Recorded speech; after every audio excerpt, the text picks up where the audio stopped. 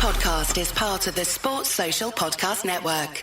This week on the SRC podcast, we cover the playoff semi-finals, last-minute heartbreak, and preview the grand final, the one game to finish them all. Tune in.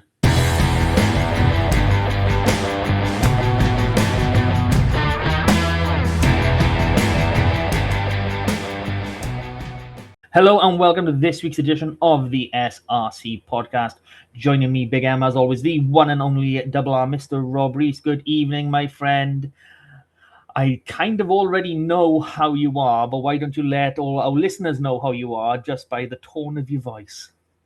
Yeah, so a nice Thursday recording. We had to push back purely to professional reasons, as everybody can understand.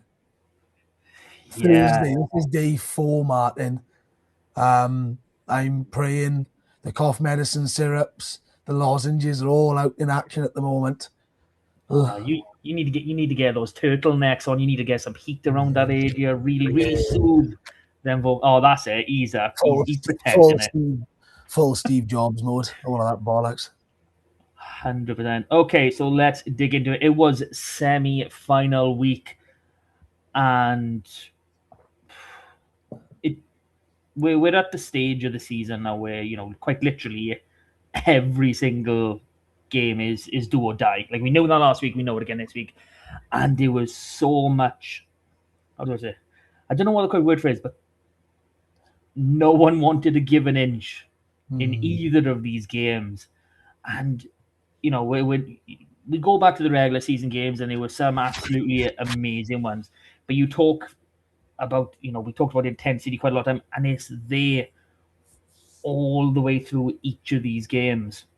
Quite frankly, I'm here for it, and I'm blown away with some of the stuff that we actually saw, especially the finish of the game that you appreciate the most. So before we go into this, it's been not highly stated, but most people expected a Cardiff-Newport final. Given Cardiff's run to the playoffs and Newport as well, plus Ebbw Vale sort of drifting off towards the latter part of the season. So if we dive straight into Cardiff against Llandovery at Cap and straight out of the blocks, Llandovery, through Adam Moore and Keeper Abraham, they 14-0 up in, 11, 12 minutes.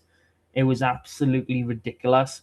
And it just goes to show the point that we've made countless times over this year and, parts of last year as well. This Llandovery side, when they put their foot down, they are more than capable of destroying anyone. And in that short period, they absolutely did. I mean, Cardiff was shell-shocked. They didn't know what to do, large parts, and it took them a good while to really steady themselves into this. Fair dues on them, pulling it back to 14-0 at half-time. But what were you thinking, 12 minutes in, whatever it was, Cardiff really on the ropes at that point, straight away. Yeah, it's one of those ones, we know that both sides had the capability to do it. You don't suspect that it's going to happen at the semi-final stage by the away team. At that stage, Cardiff were being absolutely blown away. They couldn't do anything right. They were coughing the ball up every time they went into the Llandovery half, where they'd be knocking it on, kicking it away. They were getting turned over quite a lot at the breakdown. I thought they were struggling there, and were actually forced to defend quite narrowly. And I think Llandovery took advantage of that rather well early doors. But once Cardiff got into that, you all almost felt that the momentum had shifted for probably the next 40, 50 minutes. Even though it was a back and forth game and Llandovery had their leads in that time. It almost felt, as if Cardiff had clawed back enough. But I think Dan Fisher alluded to it in his post-match interview that you can't give a side like Llandovery a 14-point lead and expect to come back, and it'll hurt you, and it ultimately has in this scenario. Yeah. So, that first half ended, they did pull it back 14-0. Ocean Darwin Lewis with the first goal, and Ben Fry getting over more or less on the stroke of half time.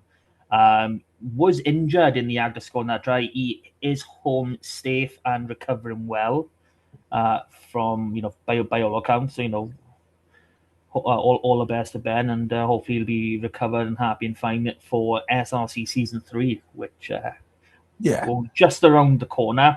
But our second half starts, like you said, the momentum had shifted at that point. Cardiff take the lead, just a few minutes after half time, and that's when it started going a bit squeaky for Llandovery. But they pulled the score back 21-19. Then at that stage, Llandovery just in the lead, and a couple of minutes later, again Cardiff got. So you start to think, Cardiff are just going to keep chipping away here and just get over the line. But, just after the hour mark, Llandovery got 24-22 up thanks to the boot of Johan Hughes. And it just didn't look back at that point. Cardiff didn't look like scoring for me in those last 10, 15 minutes. I'll be honest, it didn't look like either side were really going to get over that whitewash. Or, yeah, it was a cap, wasn't it? I want to also say yellow wash every time we get to Church Bank just to see what it sounds like. But no, those last 50 minutes were a masterclass in game management for Llandovery, because it didn't, no matter what Cardiff done, they just couldn't get themselves in the right position to really launch an attack. And, they eventually see the game out 22-30. And, I had a little look by here. So Llandovery spent roughly 56 minutes of the game in the lead, with Cardiff spending only 16 minutes. A lot of that was the first half. So it's interesting to see when you look at it that way. Yeah, I think when you look at that, like you said, the last 10 minutes or so, Cardiff reverted back to how they were at the start of the game, and they didn't look like they could cut through. They didn't look like they had that edge or that patience to sort of drive through the phases and build something. Whereas Llandovery sort of did. Whenever they went in, they get the penalty, and it's, all right, we'll go for post by here, or the Levy's break where Harry Wilde gets, sent to the bin, correctly so. It always felt like there was something more coming, more points. And Cardiff just lost that ability too often in this game, and ultimately we're at the stage of the season where even the little things like that, they're going to hurt you big time. 100%. So that did secure the first finalists on the Saturday, because obviously the second game was played on the Sunday, as you well know. And seeing as it was the fourth seeds, we got the top four seeds through to the semi-finals. It meant that it was winner to play at home on the Sunday.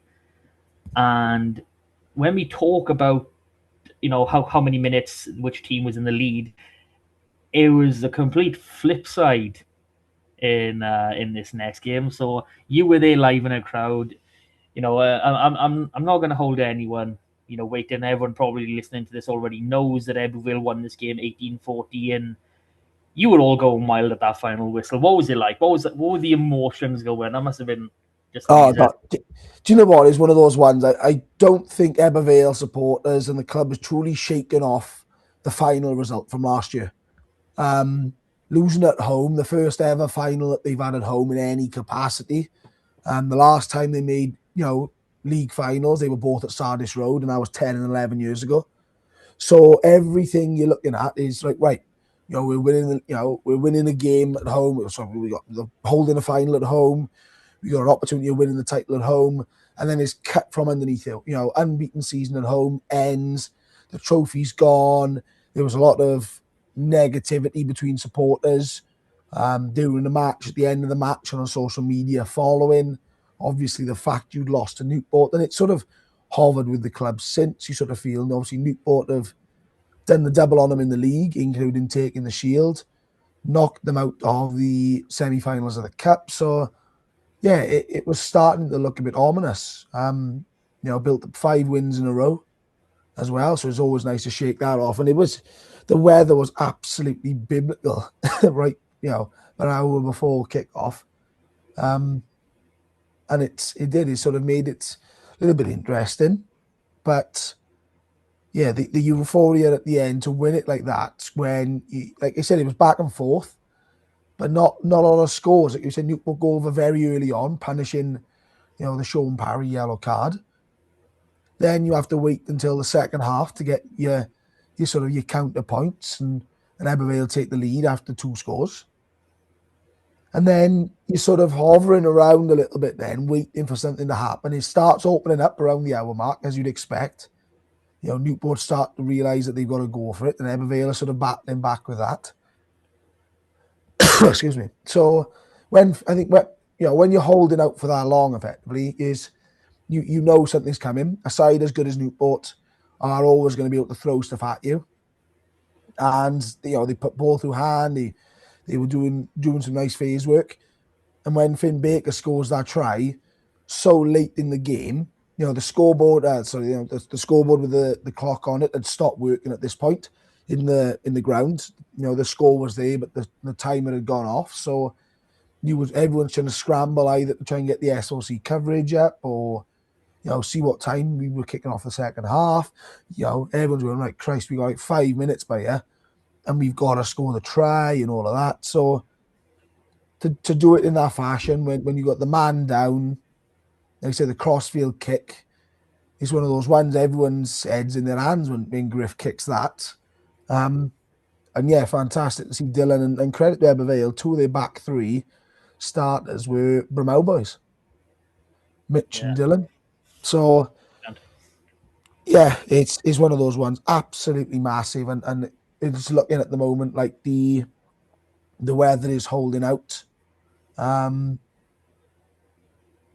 Pretty good, I'll be honest, for the Sunday at the moment, according to the Met Office. So hopefully there'll be a decent crowd.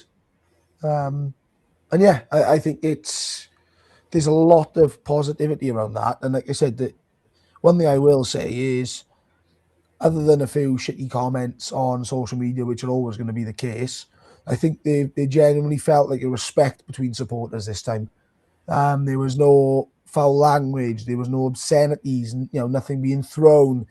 There was, well wishings from either side of the camp post game, and that's great to see, because it's a big historical rivalry, and ultimately that goes on respect. It goes on bitter rivalry, but there's built off respect.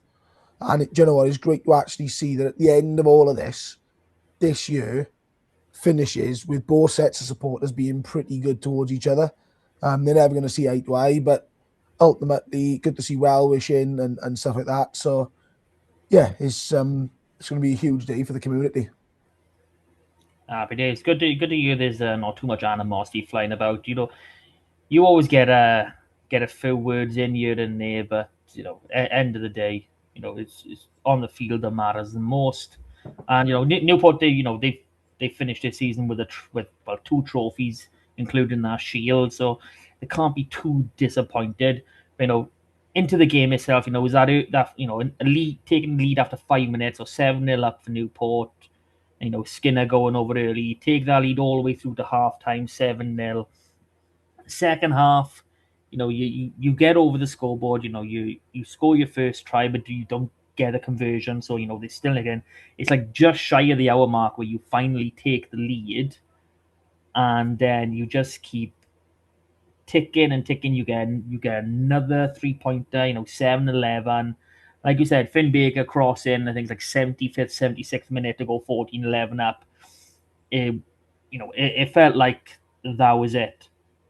In those last few minutes, when Griff does take that step out, and he places that crossfield kick in, and fair play to Dylan to actually ground that ball, because taking the way he did, having the man on him going over the line, that's not an easy job by any stretch of the imagination. So for this match, though, Newport were in the lead for around 57 minutes of this game, and Ebervale around 19, but for only the 1 minute that mattered the most, and that was the 80th. Oh, absolutely epic way to end a semi-final. Not just a semi-final, a proper grudge match. A local derby, like you said, it's a huge rivalry, and it's great to see. And that does mean an Ebbw Vale against Llandyfri final. So before we touch on that, it's probably going to be a shorter pod this week. Not many games. So please like, share, subscribe, do your thing, comment, get some questions in if you want, because we actually do have one this week, which is amazing. Yes. So let's take off on that. And during one of the games, I can't remember which one, Esped Rec decided to announce their team of the season. So I'll run through it quickly by year. 15 down to 1. So you've got Dion Jones, Lewis Edwards, Ethan Phillips, Steph Emmanuel, Caio Parry, Billy McBride, David Buckland, Ben Roach, Ben Fry, Hunter Ward, Craig Hudd, Joe Powell, Morgan Basanko, Ian Morris, and Johan Emmanuel. Good team. Now, I can't tell you all that we will be doing our own team of the season next week after we review the final. And we've decided to put some criteria involved to qualify. So you need to be involved in 13 of the 18 regular season games. So I can tell you that at least 3 of that S4C team will not make the cut. And you might be able to guess one now is Steph Emmanuel, because he only played in 5 regular season games. So, bit of a talking point for next week as well. So the question we got was on Twitter, and it is from Cardiff Rugby Life, or at Cardiff Rugby Web. So, is it a concern that only 2 current Welsh Academy members in the team of the season and an overall highish age profile? Now, we had a bit of a chat ahead of recording, so give your thoughts.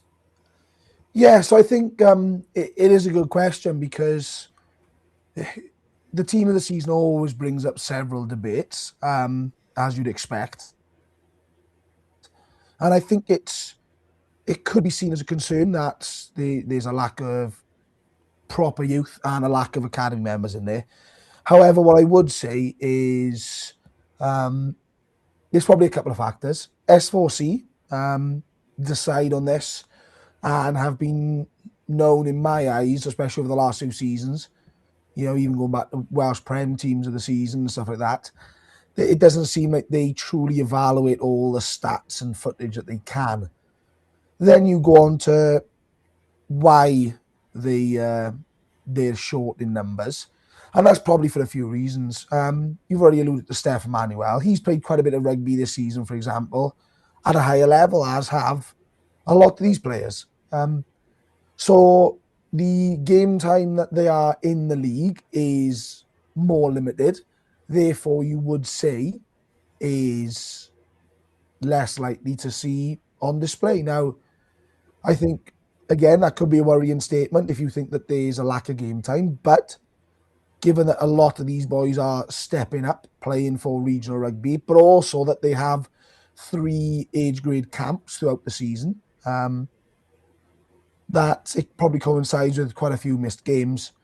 Now, I do also tend to agree that you want to be looking at some of these players, but of course, the sort of the community faces, your players that are more well known are more than likely getting in and out of there, because there isn't that chop and change and a bit more consistent. So I don't think it's a massive concern. I think the team of the season will always largely lean on individuals who are club community based, for the reasons we've just mentioned. But I do think, following certain criteria and a better knowledge of the league, as you will probably see in our team of the season, it'll be a lot more balanced and include a few more different players from across varying clubs. So yeah, I don't think it's a wider problem, but certainly a point that we should be looking out for. Yeah. So on my end, knowing the academy system that we've got. So Cardiff recently announced they had full intake for next season. They listed 24 players. Now, only 20 of them will be full-time academy members. I think they put an asterisk on it that some of them are scholarship, for whatever reason. So the number you're meant to have is 20. So across the three regions, I'm already ahead of myself, 4 regions, That's 80 players, so that's just over a third of match day squads, on any given weekend. So you're already at a third, and that's assuming that everyone is fit, everyone is ready for SRC, because there's lots of boys who play either in the Premiership, Championship, some even in the lower divisions. So, you're cutting the numbers, but there you then think about how often are these boys actually injured. And then, for the ones like Steph Emmanuel, like Jack Davis with Llandovery and Scarlett, the actual amount of time they're going to spend in this league isn't absolutely massive. Yeah, you will get some. I'm going to say, Gabe McDonald at Carmarthen Quins for one. He's, once you're into that sort of, you're just out of 20s, but you're not quite into, the full senior squad of your region. That's the sort of age player we'll start seeing in here. And, generally speaking, for me, and I think we've seen this with Shea Hope. We've seen it with plenty of players, and once you sort of hit that age range, we saw with Max Page. When you're good enough around that 20-21 age, you're not going to be spending hardly any time in this league, so it's not really a massive problem. It's, for me, the issue we want to tackle is getting as many academy players play in as many matches as they can, because I wouldn't expect an 18 to 21 year old fly half to be better than Billy McBride over the course of a season. I'll expect them to have games where they probably played better than Billy McBride has at the best, but to have that consistency and to do it over a full year, I would not expect it of a young academy player.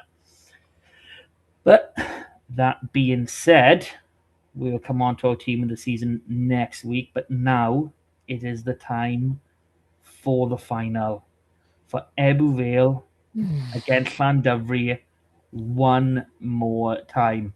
Ebbw Vale against Carmarthen seconds, any Mark, you said? Thirds.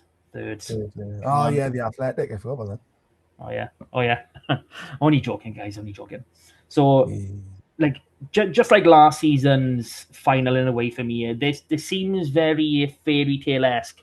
Like, we had Newport's 150th year, the passing of Brian, and everything that went along with it. Like, everything, the stars sort of aligned. That was meant to be it. And it seems very similar this season with this final, and they could go either way, because obviously this is going to be Lee Reese's swan song now. A 15-year career, 402 games. If he does play, he has to play. Even if he breaks his legs, on Sunday at bloody 4:00, he will still walk out onto that field somehow. We will make it happen. There's just so much, so much.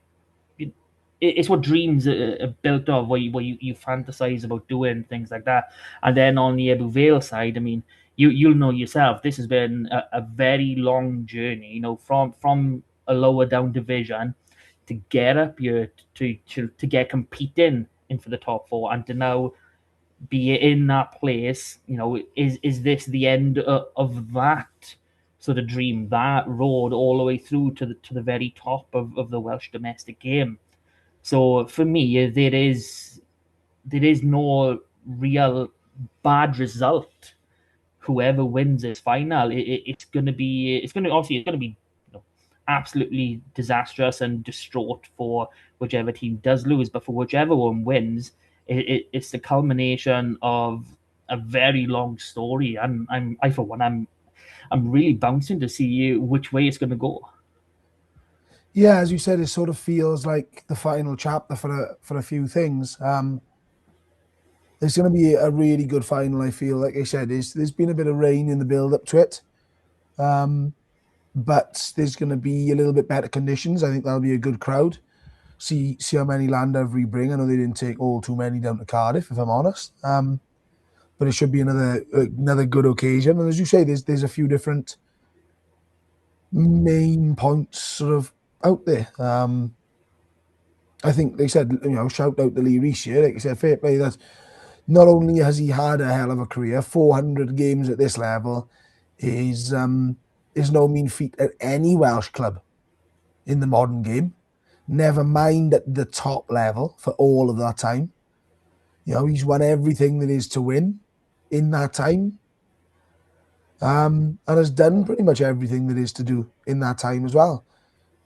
I mean, I know he lost his old man a couple of seasons ago, but he'd be fucking proud of the boy he is, because, like I said, Lee is not only a fantastic player, but an absolute gentleman off the field.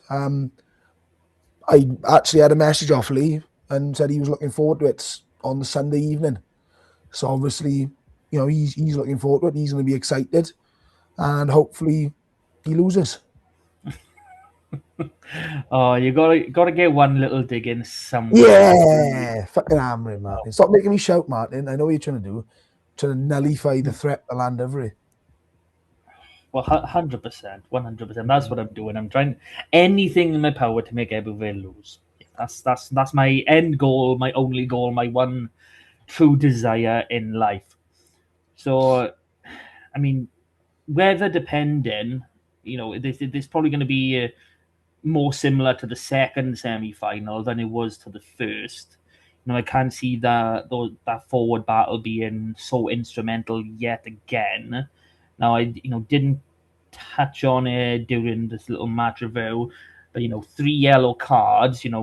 Regardless of whatever your opinion is on, how just those yellow cards were.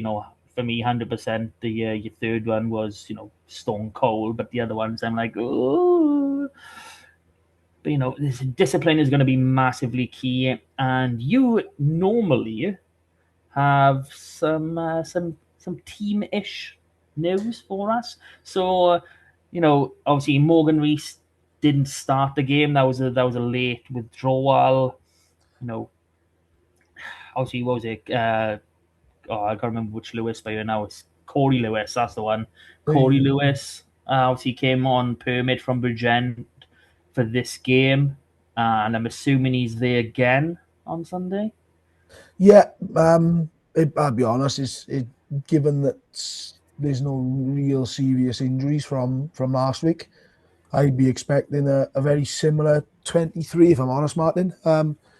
Corey is there on permit, and I know we've speculated in the week of whether he'd be staying round.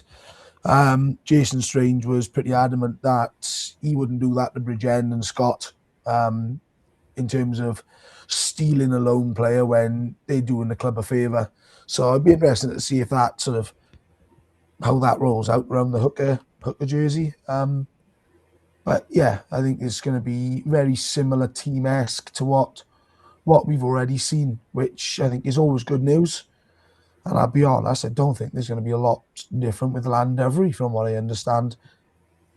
No, so let's have a quick look at that Landevery 23. That's a very quick look over. Let's go back to Abervale. So go on, Martin.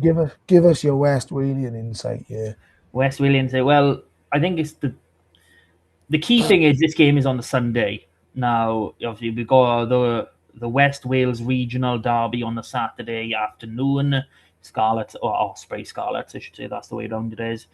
So, when I saw the likes, Harry Thomas and Josh Morse involved, obviously for the semi-final, I was thinking, would they be back for this game? Now, it's obviously there's a couple of factors at play, but they're both, third choice, really, at Scarlets. At currently, Harry's behind Ryan Elias and Marnus, and Josh Morse behind Kems and Alec Hepburn. Now, Hepburn hasn't been there for a little while, so I was quite surprised to see Josh here. So, there's, bit of Scarlet news in there. I'm thinking maybe Hepburn is fit. But honestly, I think that they will make as many players available to Euros as possible for this one, just for what it is. Just the sheer number of Scarlets involved. You've got Jack Davis, who has been instrumental. First pro contract with the Scarlets as well now. First senior contract. Happy days. That was announced today. Gabe Hawley and Dan Gemin both started. Harry Thomas, Josh Morse, Kai Jones, and Tian Sparrow. Those two are absolute talents, but they don't exactly carry the sort of physicality that the boys, like obviously I know Ocean Davis and Stuart Worrell won't be playing this game, but they don't carry that sort of physicality. You talk about maybe Chris Long, who we haven't seen since the start of the season.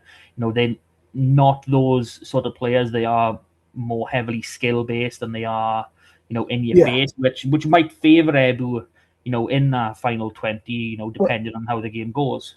Well, this is quite it, right? Very often you say about, the pack comes up, and a strong pack for Llandovery, I like to sort of describe them as a transitional pack. Yeah. Not because they aren't big and powerful, but that's not their sort of game. That's not their forte. They like breaking off rucks, making the carries, clean breaks, getting off the back of a maul.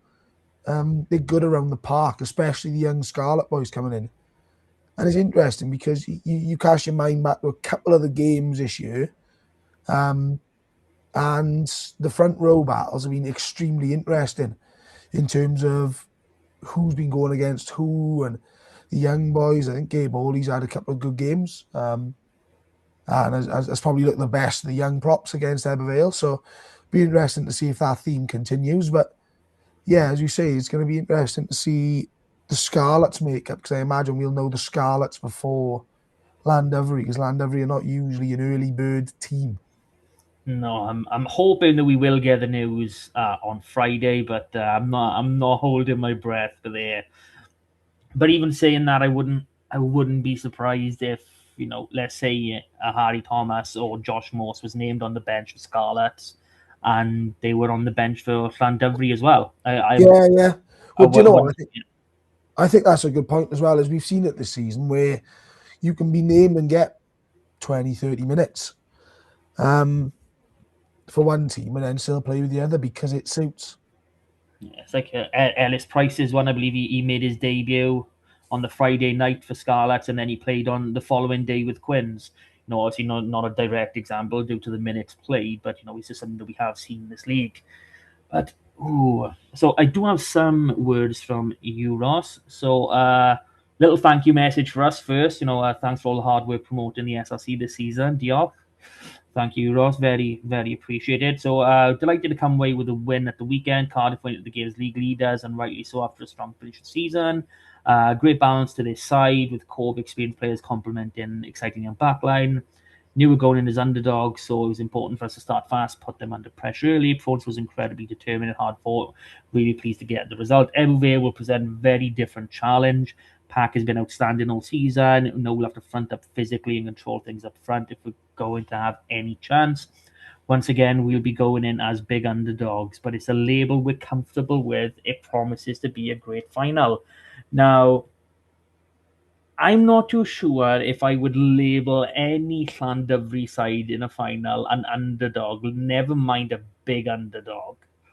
So we think this may be, and I'm not going to say mind games, because obviously it's only the people that listen to this, and we have no guarantees who will listen to it. But yeah, I think that might be something he's trying to push through to the boys now to really overcome, to try and find an extra gear in this moment. Yeah, I think it depends on what you look at. I certainly don't think that Cardiff being Llandovery being underdogs is going to be the case. I don't think it was the case against Cardiff, if I'm honest. I think everyone was pretty open and honest and saying Cardiff are favourites. But to play this notion that Llandovery are underdogs when they've got thousands of appearances across the back line, and that's not a joke. Like, you look at that back line, Rodri Jones has got 300 odd games and Lee Reese has got 400. There's 700 odd games between those two players alone. The Warren boys have been playing for well over a decade. Harry Dole, it doesn't matter who you pick. They've got 10 years of experience. Jack Maynard's got about 35 years of experience. The man's still playing. You know what I mean? So I think it is, I guess I said, I don't think it's mind games, but that's a classic deflection, good bit of PR, portray them as the underdogs as such, and they'll go from there. But I think these two sides are evenly matched in terms of that. Yeah, so one thing that did sort of surprise me in the semi-final when the Llandovery squad was named, and okay, it's not unusual because he has played there quite a bit throughout the season, was Cian Abraham at 13. Now, usually, a fullback or winger, he can't slot into that 13. But Adam Warren move into the bench and having Cian in that 13 role. So when I first saw it, I was thinking, okay, obviously they know Cardiff backline has got pace.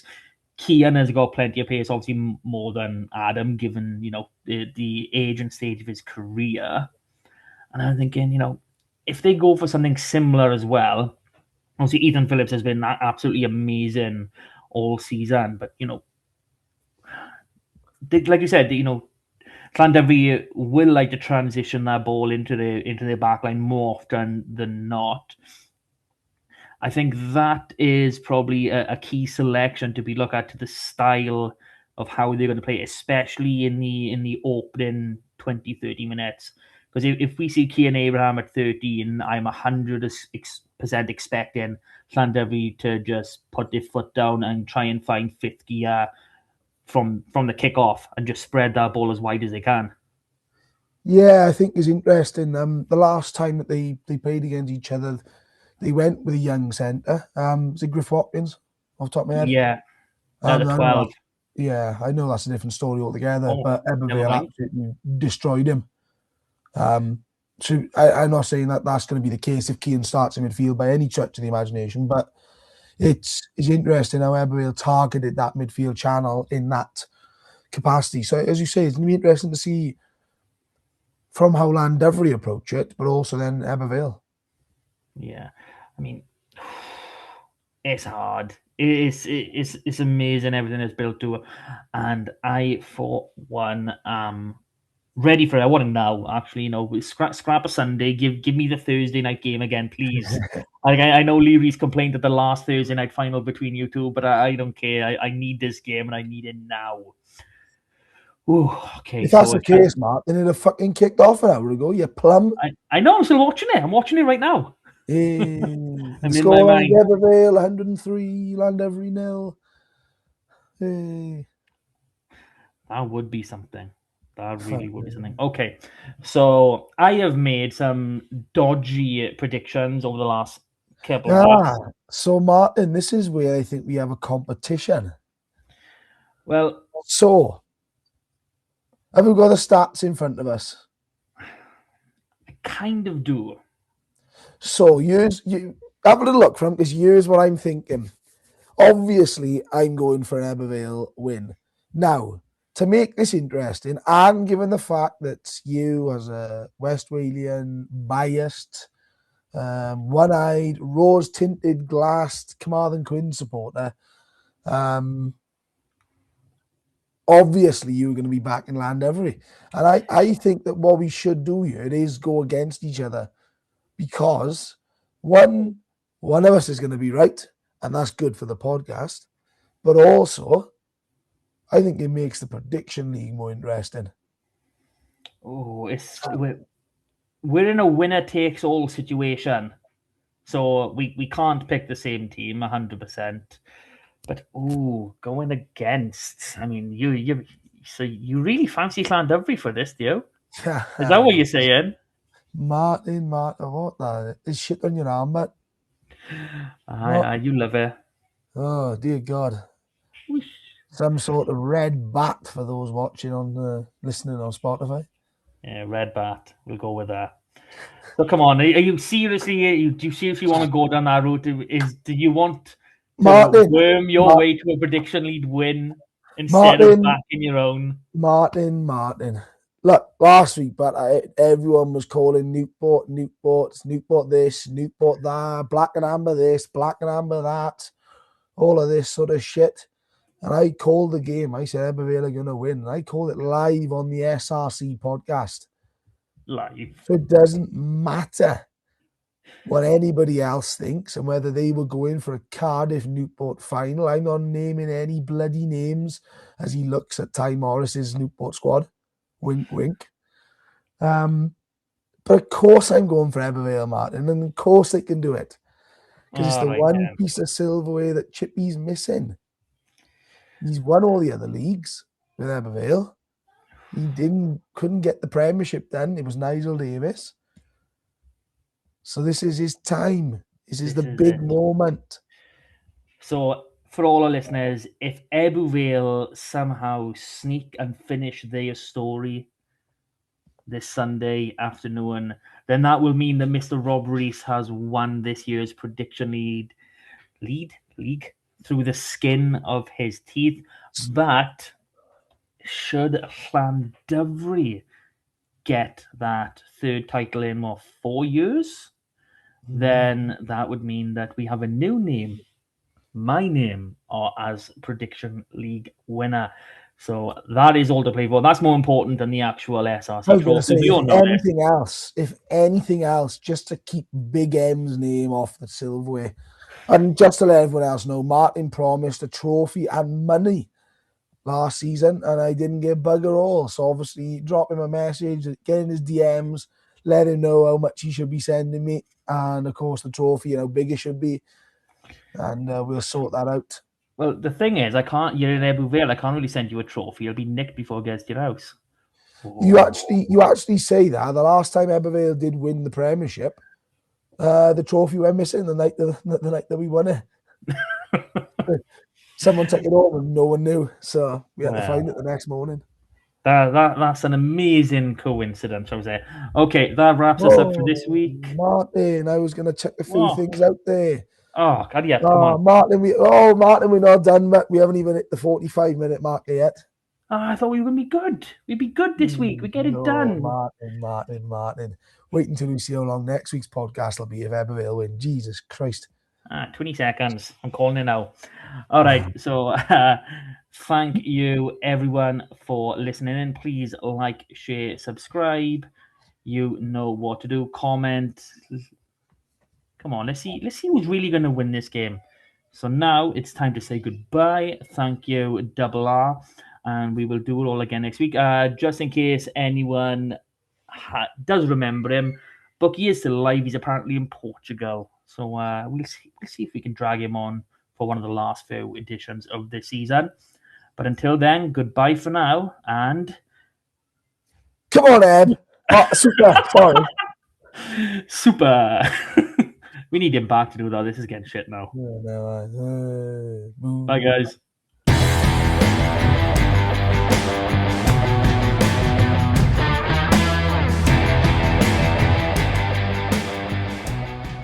Looking for the best place to shop this Mother's Day? Go with the brand that makes it easy to send something thoughtful to everyone on your list. 1-800-Flowers.com. Right now at 1-800-Flowers, order 1 dozen roses and get another dozen free. More flowers mean more smiles, all backed by the quality, attention to detail, and trusted delivery experience that make 1-800-Flowers my top choice to send something beautiful Mom will love. Make Mom's Day at 1-800-Flowers.com/Spotify. That's 1-800-Flowers.com/Spotify.